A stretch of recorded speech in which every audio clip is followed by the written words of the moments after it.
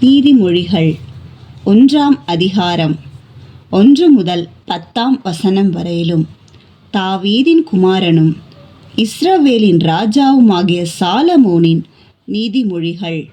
இவைகளால் ஞானத்தையும் போதகத்தையும் அறிந்து புத்திமதிகளை உணர்ந்து விவேகம், நீதி, நியாயம், நிதானம் என்பவைகளை பற்றிய உபதேசத்தை அடையலாம்.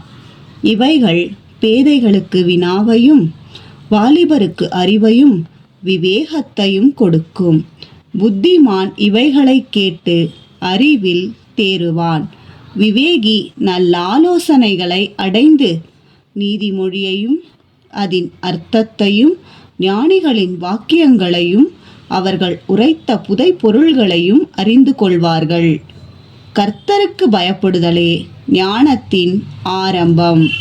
மூடர் ஞானத்தையும் போதகத்தையும் அசட்டை பண்ணுகிறார்கள்.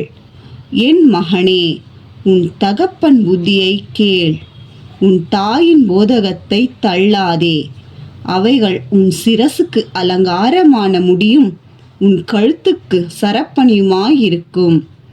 என் மகனே, பாவிகள் உனக்கு நயம் காட்டினாலும் நீ சம்மதியாதே.